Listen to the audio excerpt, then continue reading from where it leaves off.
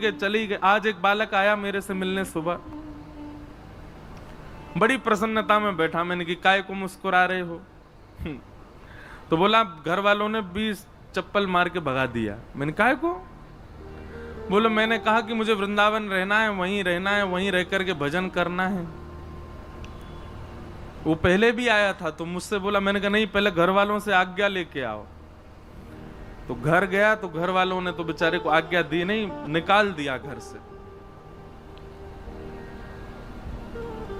कितना भयावह कलयुग आ गया है। बेटा रात में पी के आता है, बेटा रात में वैश्यागमन करके आता है, उसको घर वाले नहीं निकालते हैं, लेकिन तिलक लगाता है, हरिनाम संकीर्तन करता है, भजन करता है, कथा सुनने जाता है, तो उसको घर से निकाल देते हैं। ये कलयुग है। अब बेचारा वो वृंदावन में ही कहीं रह करके अपनी पढ़ाई आदि पूरी कर रहे हैं। मैंने कहा चलो, तो ये अंतर्निष्ठ लोगों की बात है।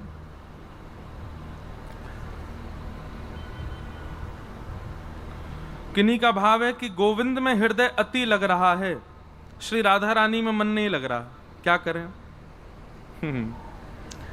ठाकुर जी आपकी भक्ति से प्रसन्न नहीं है। आप जो भाव अर्पित कर रहे हो उससे शायद ठाकुर जी को कहीं ना कहीं कोई प्रसन्नता नहीं। तो ये बात निश्चित है कि किशोरी जी की भक्ति करो और श्याम सुंदर प्रिय लगने लग जाएं तो किशोरी जी प्रसन्न है, और ठाकुर जी की भक्ति करने लगो और करते करते किशोरी जी का जब कोई वाक्य सुनो, किशोरी जी की कोई लीला सुनो तो नेत्र सजल हो जाए, समझ जाना ठाकुर जी प्रसन्न है। हनुमान जी की भक्ति से यदि हनुमान जी प्रिय लगते हैं, राम जी प्रिय नहीं लगते, तो हनुमान जी प्रसन्न नहीं है आपसे। हनुमान चालीसा का पाठ करते करते करते राम जी से स्नेह हो जाए और राम राम जपते जपते जपते जपते श्री हनुमान जी प्रिय लगने लग जाएं। ये भक्ति का ये एक विपरीत स्वरूप होता है। आप जिसका भजन करो तो उसका प्रिय आपको प्रिय लगे। अरे भाई, प्रेम का ये स्वरूप है कि हमारे प्रेमी को जो प्रिय है वो हमको अपने आप प्रिय लगने लगता है।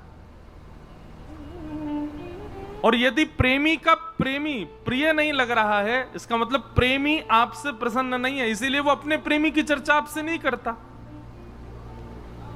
अब जैसे आपका हमसे प्रेम है और मैं कहूं मुंह तो रसगुल्ला बहुत जोर को लगे, भैया रसगुल्ला ले आओ, गुलाब जामुन ले आओ, जो गोल गोल दिखे वाले कोई वैसे है नहीं, मैं ऐसे ही बोल रहा हूं।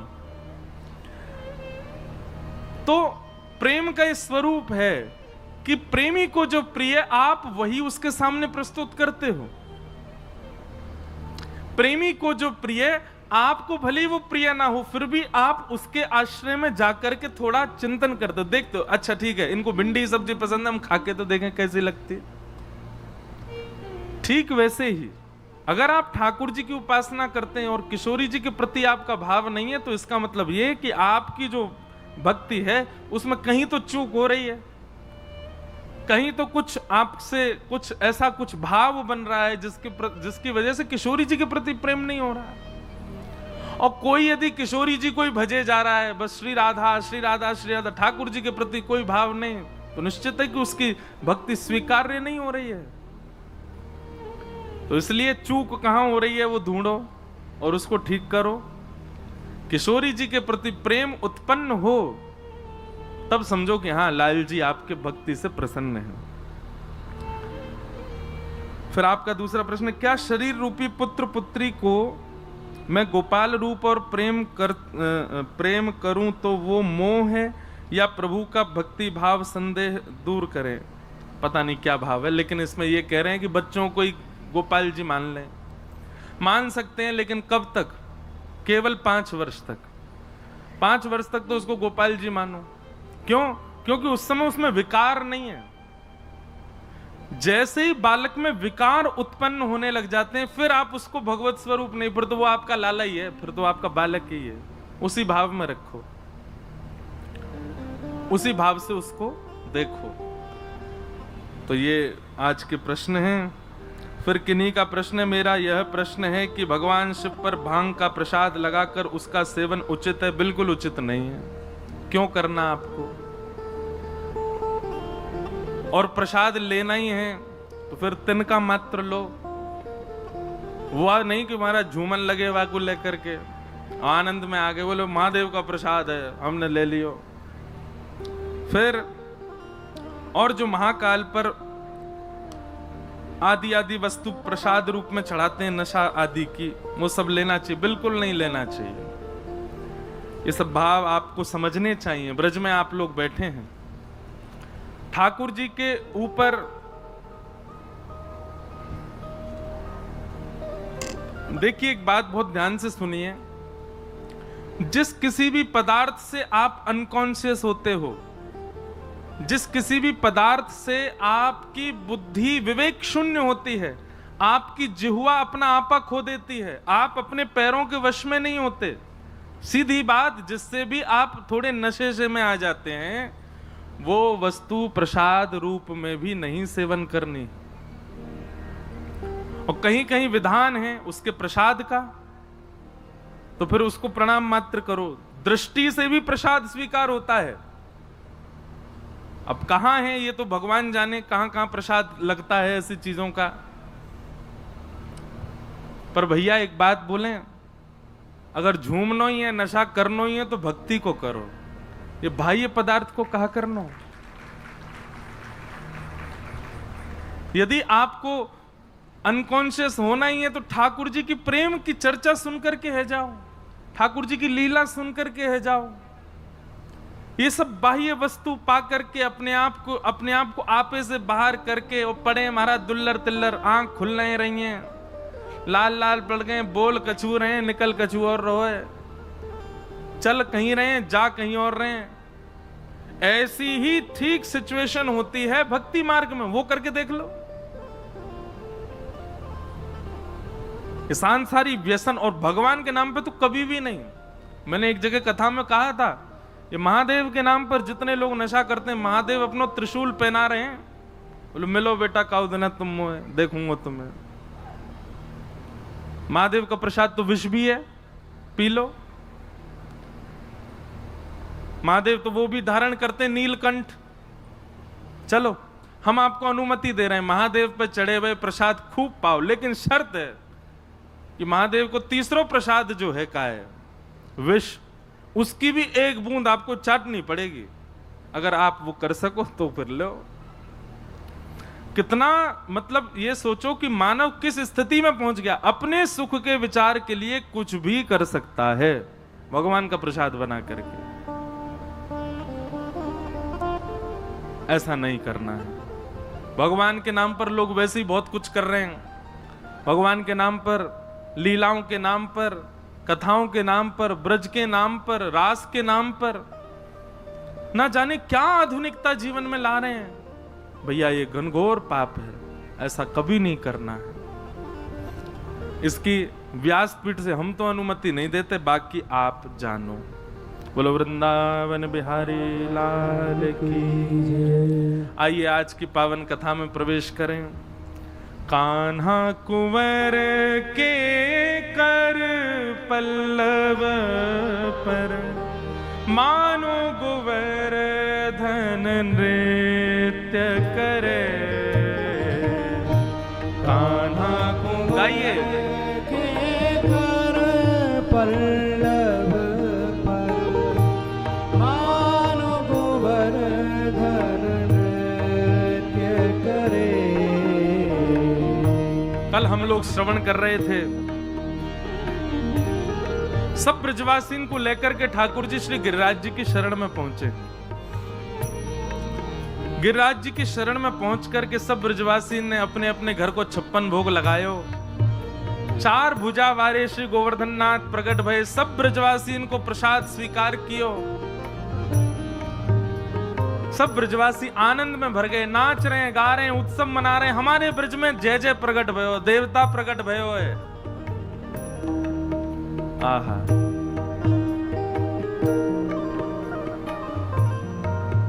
ठीक कर लो।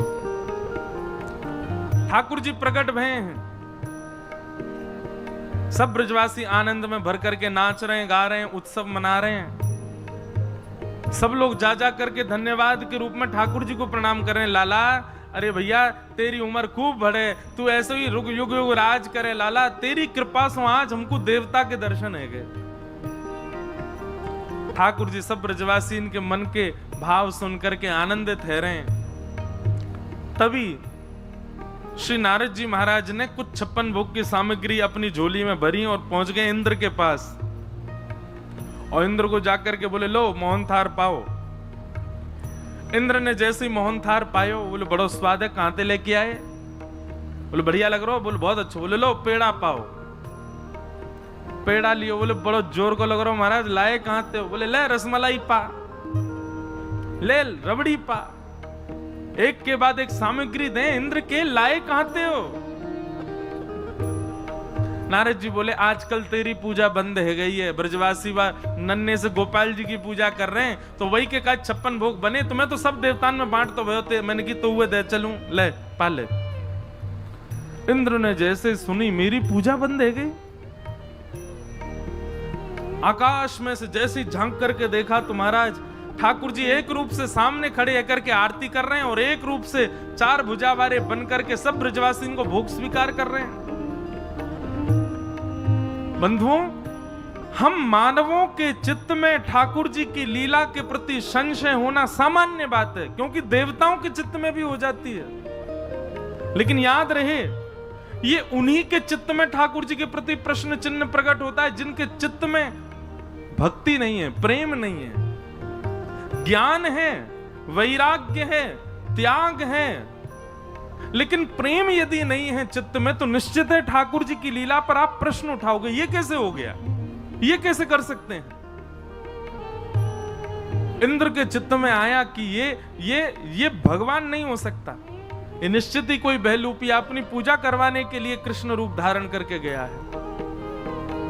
और जैसे ये भाव आया, मेघमालाओं को आज्ञा कर दी, जाओ जाकर के पूरे ब्रजमंडल पर इतनी वर्षा करो कि पूरा ब्रजमंडल डूब जाए। काले काले बादलों ने आकर के पूरे ब्रजमंडल को घेर लिया, मूसलाधार बारिश होने लगी। सांबर्तक ऋतु आई, जो प्रलय काल के समय पर वर्षा होती है, वो वर्षा ब्रजमंडल में होने लगी, एक एक बूंद हाथी के पैर के समान। मतलब जहां बूंद गिरे वहीं गड्ढा है जाए।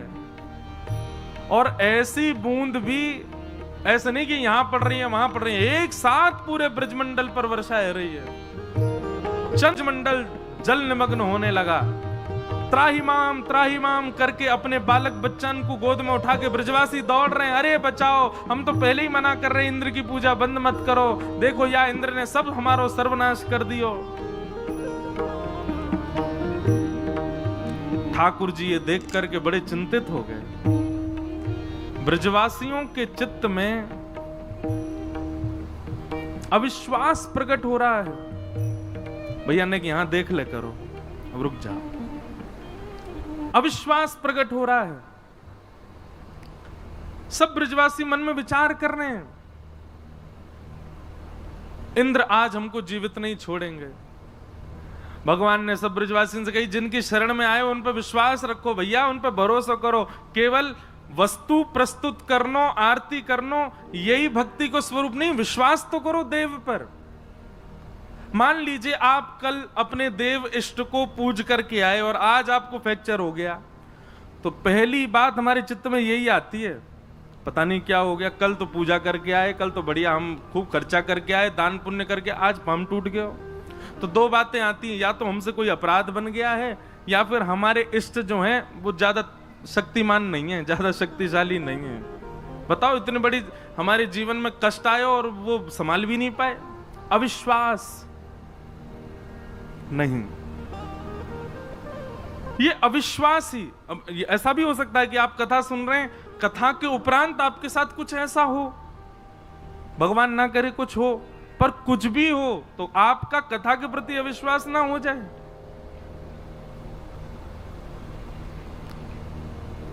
वही अविश्वास भक्ति में अपराध है। ठाकुर जी की शरण में गए हो तो फिर उसके बाद चाहे जो हो, वो सब हमारे प्रारब्ध से है। बस ये समझना चाहिए कुछ और बड़ा होना था, लेकिन ठाकुर जी ने सूक्ष्म में ही टाल दिया है। उसके प्रति अविश्वास भाव मत रखो। ब्रजवासी सब दौड़ने लगे, बोले भैया जय इंद्र नाराज है गो दिखा। ठाकुर जी ने सबको रोका लेकिन कोई सुने नहीं ठाकुर जी की बात। भगवान बोले इन सबके चित्त में विश्वास उत्पन्न करना पड़ेगा, इन सबके चित्त में श्रद्धा उत्पन्न करनी पड़ेगी, नहीं तो यहां आकर के इतनी सेवा पूजा सब व्यर्थ हो जाएगी। ठाकुर जी ने गिरिराज बाबा को प्रणाम किया और गिरिराज बाबा को प्रणाम करके एक तरफ से अपने दोनों भुजान से जैसे ही नेक अधर किए, श्री गिरिराज जी ने भूमि को छोड़ दियो। एक तरफ से गिरिराज जी अधर रह गए, ठाकुर जी भीतर प्रवेश कर गए, दोनों भुजान से बिल्कुल बीच में पहुंच गए गिरिराज जी के, और वहां बीच में खड़े है करके ठाकुर जी ने अपने बाम हस्त की कन्नी उंगली के नख पर गिरिराज जी धारण कर लिए। बोलो गिरिराज धारण की, श्री गोवर्धन नाथ की, श्याम सुंदर श्री यमुने महारानी की, पूछरी के लौठा की, प्यारे। सब ब्रजवासी खड़े है गए, महाराज अरे अरे देखो लाला ने गिरिराज जी उठा लियो, लाला ने पहाड़ उठा लियो, लाला ने पर्वत उठा लियो। ठाकुर जी सबको एक भुजा से इशारों कर रहे हैं, सब आ जाओ गिरिराज जी के नीचे आ जाओ। सब ब्रजवासी पहुंच गए, सबन ने जा करके अपनी छड़ी लगा ली। अब बीच में ठाकुर जी खड़े हैं गिरिराज जी धारण करके, और गिरिराज जी कभी इतकू जाएं कभी इतकू जाएं, ऐसे तराजू की तरह यों यों हेरे।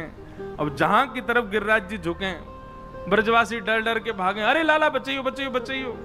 कछु ब्रजवासी अपनी अपनी छड़ी लगामे गिरिराज जी के ऊपर करें, और यहां से ऊपर जामे सो पल्लंग से नीचे है जाएं, तो ब्रजवासी वहां के लगामे। ऐसे करके सब ब्रजवासी ने जैसे तैसे गिरिराज जी को सम कियो, और सब अपनी अपनी छड़ी टेक करके खड़े है गए। बीच में मदन गोपाल अपनी उंगली धारण कर, उंगली के नख पर गिरिराज जी धारण किए, उंगली पर नहीं, उंगली के नख पे श्री गिरिराज जी धारण करके ठाकुर जी खड़े। तब नंददास जी ने उस छवि का वर्णन किया एक पद में, बहुत ध्यान से, शब्द इतने सुंदर हैं इस पद के। कान्हा कुंवर के कर पल्लव पे, मानो गोवर्धन नृत्य करे। कान्हा कुंवर के कर पल्लव पर, मानो गोवर्धन नृत्य करे। आप लोगों को पता ना दिख रहे हैं कि नहीं, ये रहो नंददास जी को चित्र, अष्ट सखा बैठे हैं ना नीचे, ये है नंददास, इनको ये पद है। कान्हा कुंवर के कर पल्लव पर, मानो गोवर्धन नृत्य करे।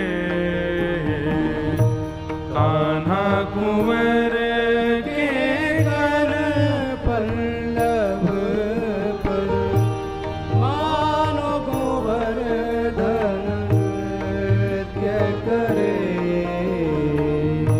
जो जो तान उठत मुरली में, जो जो तान उठत मुरली,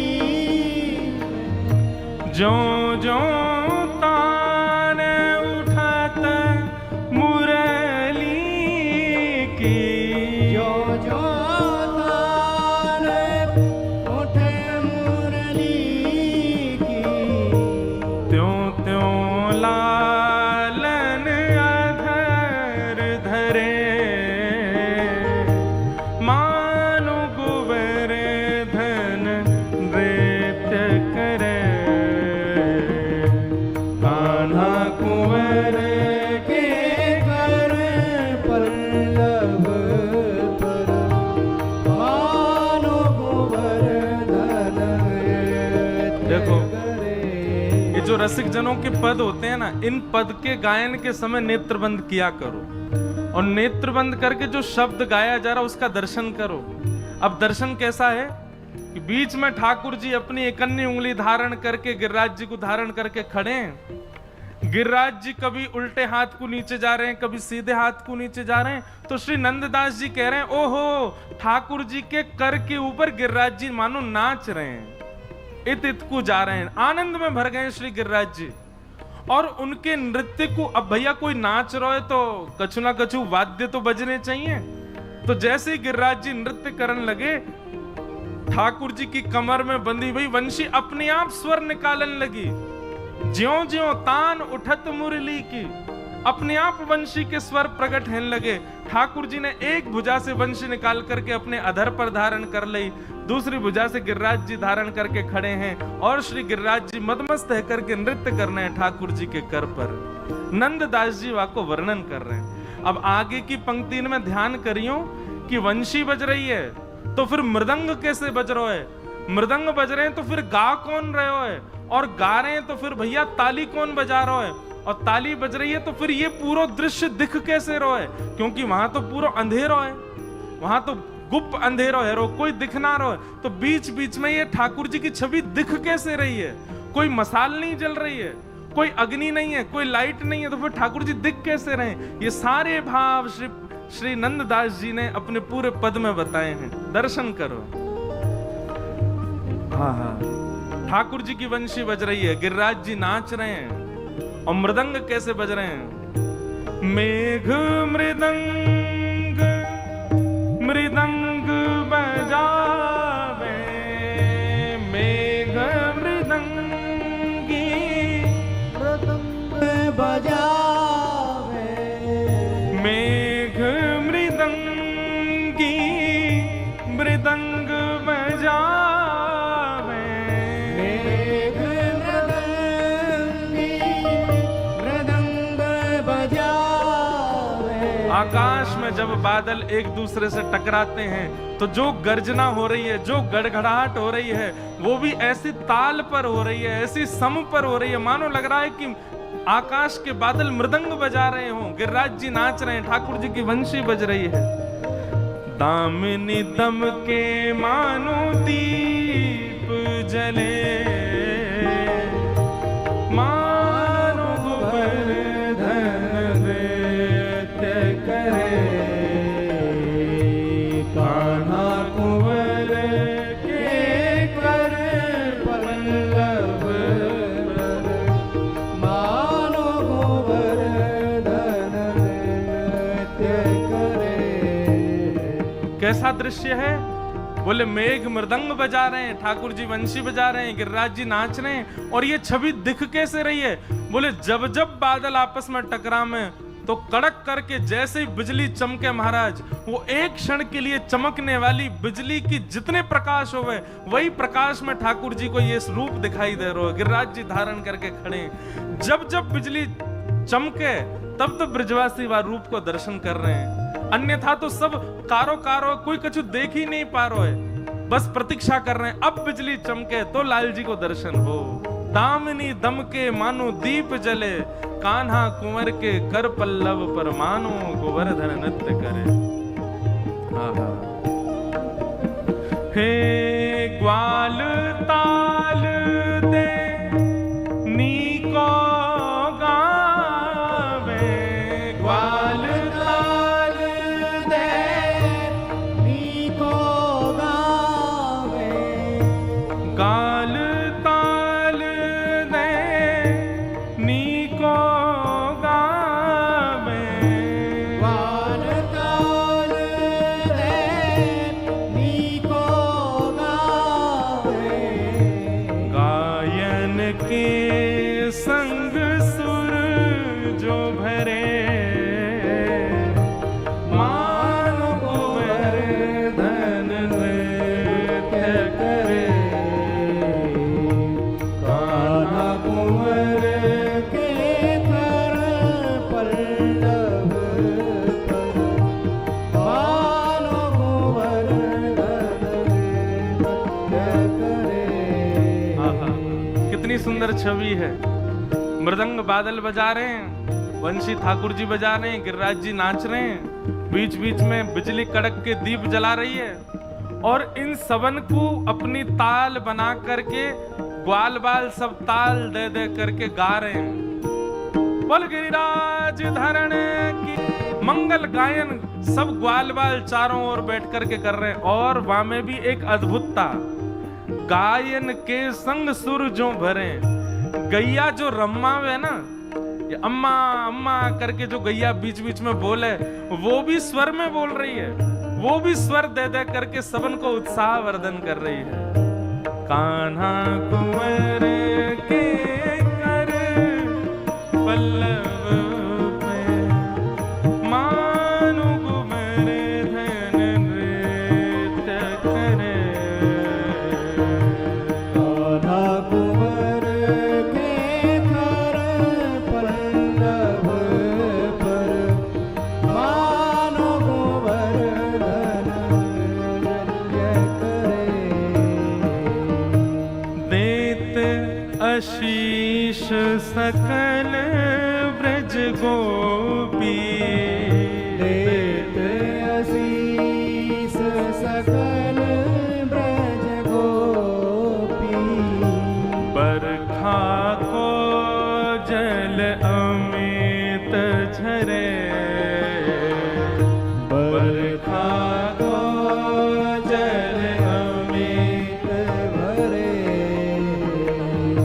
अति अद्भुत अवसर गिरिधर को, अति अद्भुत अवसर गिरिधर को, अति अद्भुत अवसर गिरिधर को।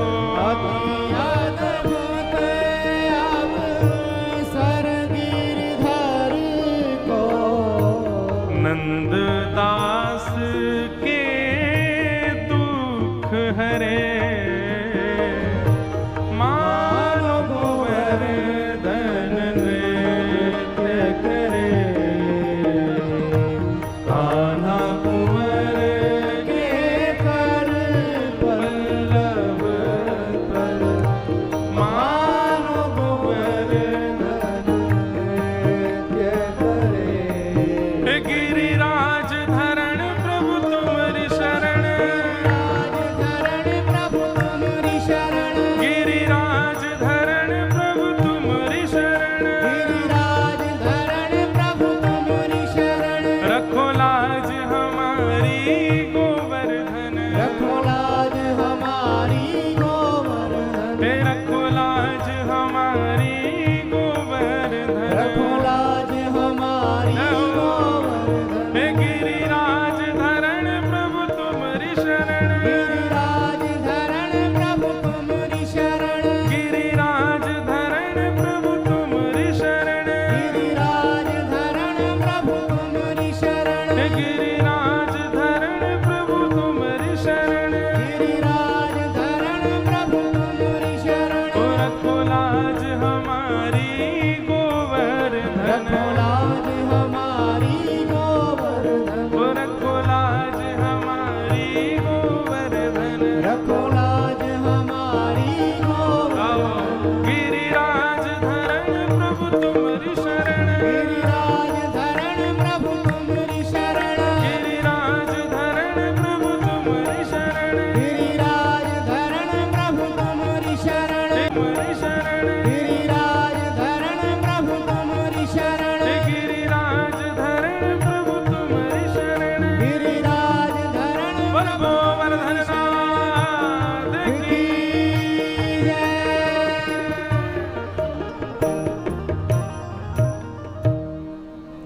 ऐसे श्री नंददास जी दर्शन कर रहे हैं।